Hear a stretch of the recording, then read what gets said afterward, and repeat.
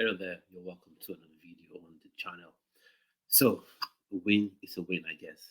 A win is a win because as performances go, that wasn't so great. Though you could say they got the draw. They playing with 10 men for the better part of the game. So, with Gallagher getting sent off for a second bookable, bookable offense, I'm almost biting my own tongue. Apologies for that. But that being said, the way the game started, team gets two goals in front with Enzo Fernandez getting the first goal, and then um, the second goal was scored as well. So a 2-0 win. So what you're expecting when your team pulls out in front with the two-goal lead is you're expecting the team to build on it, have more confidence on the ball, and when you're playing against a side like Brighton, that would always press you up high and leave spaces in behind. And you have pacey forwards like Mikhailo Modric, Raheem Sterling, and Nicholas Jackson. You expect to put the ball quicker in behind the defensive line of Brighton, of the opposition team, Brighton in this case, and then you hurt them that way. But for some reason, the moment the second goal, was scored, the intensity just went downhill. And we're trying to force the ball through the midfield that was already packed. Brighton was already packed. Fair play to Brighton. And for some reason, taking too long to play the ball out from the back. And then um, rather than taking advantage of the pace and the space in behind, we're just slowing down the play for no obvious reason whatsoever. And I kept saying to myself, I said, the goals are coming, Brighton's going to score. It's only a matter of time. It's only a matter of time. And what do you know? You get a goal. You get Brighton, get the goal before the end of the second half through Boanote. And then you're thinking, well, this is over. This is over. Because I said to myself, to be honest, I said, if Brighton scored before Boanote scores, if Brighton score, it's going to be 3-3. It's going to be 2-2 at best and 3-2 in favor of Brighton, especially with Gallagher being off the pitch. And that's some element of intelligence that I feel is lacking in this team. Some element of maturity. They're still doing childish stuff. You know, um, Caicedo getting sent off for decent. I mean, getting booked rather, not sent off, getting booked yellow card for decent. Why? You know, not there's nothing you're going to say that will change the decision of the referee. And he should have got sent off, in my opinion, because he fouled the Brighton player again, and I think it was aggressive enough to require a second yellow card. But Craig Pawson, the referee, sort of let him off lightly, in my opinion. And then the second half got a penalty, and Chelsea scored, and Enzo Fernandez converted from the spot to make it 3-1. And for some reason, there are people who are saying that wasn't the penalty.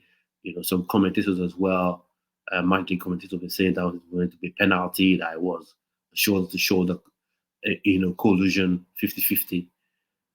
By God, there is no way that was a 50-50 because Mikhailo Modric had the ball, which I thought he had overrun the ball anyways, but he had the ball, and I was expecting the keeper to come collect it.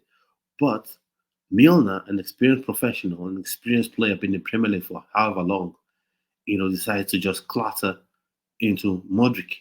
And why that was even a debate, why there was even sort of a discussion, or why he even needed VAR. Okay, I would say fair use VAR did his job there, but why he needed VAR?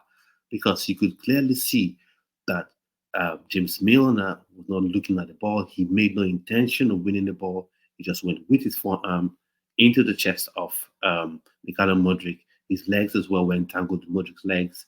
So clear penalty for me. Clear penalty. So good goal, good penalty by Enzo Fernandez. So that was made the game 3-1.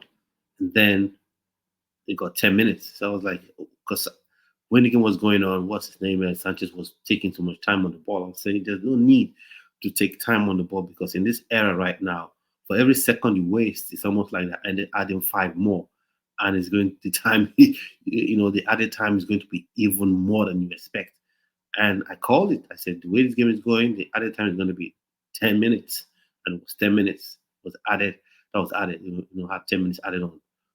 And then just at the stroke of 90 minutes going to the 91st minute, um, Jao Pedro got the goal and he looked bright, to be fair, in the game once he came on. I think came on for even Ferguson.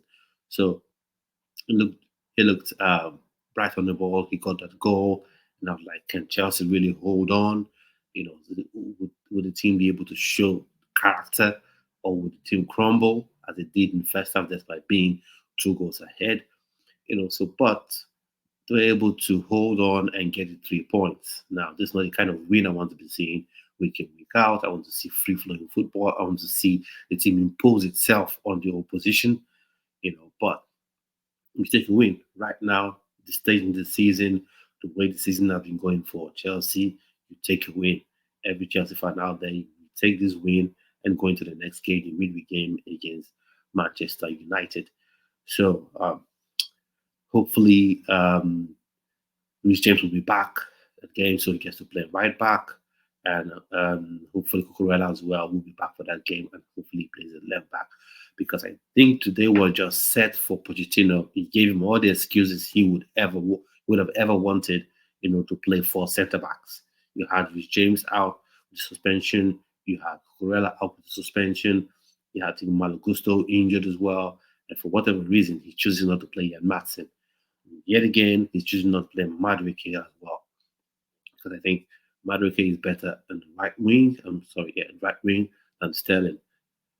But I think for this game particularly, it made sense in a way to have Sterling, since you wouldn't be having a marauding or attacking, offensive-minded left right back. So you'll just be out and not putting the ball into the box by the winger. So all in all, I think the performance wasn't that great, but mentality issues that need to be addressed. You know, played played fairly well until got the second goal. And the moment they got the second goal, it was almost like, oh, we've won this game, whatever happens.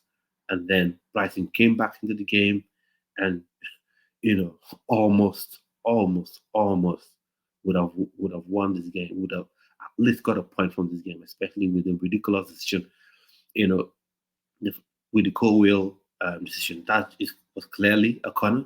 Should have been clearly a corner. There's no way it should have been looked at as a penalty or anything else. It was meant to be corner because the ball smashed on his head. But with VAR these days, you never know. They had the online. They had the referee go have a look at the monitor to check. But clearly, the ball smashed against his forehead, smashed against his head, went out for a corner kick. And as an aside, I wondered why Brighton were not given the corner kick. Though as a Chelsea fan, I was sort of quietly happy because it wasn't given, but it should have been given, to be fair to Brighton fans. But all in all, Thiago Silva again played very well. I think he sort of dusted off his shaky performance against Newcastle, and he was the linchpin in the defense as well. And Disasi played very well. Badiashile played very well, but Disasi again, the same thing.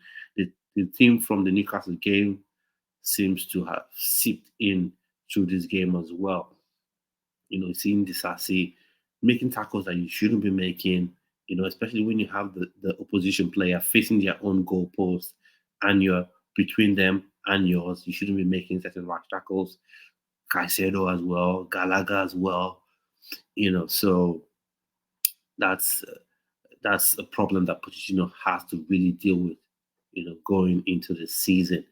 And I would like to say, or I would love to have said that hopefully this is, a boost or something that would have built the character of the team, being a man down and eventually coming up with 3 points would be something that could be built on going into the rest of the season. But we've seen this. I said this against Manchester City, saying, oh, hopefully this is a result that the team can build up on going into the rest of the season, but then got smashed by Newcastle.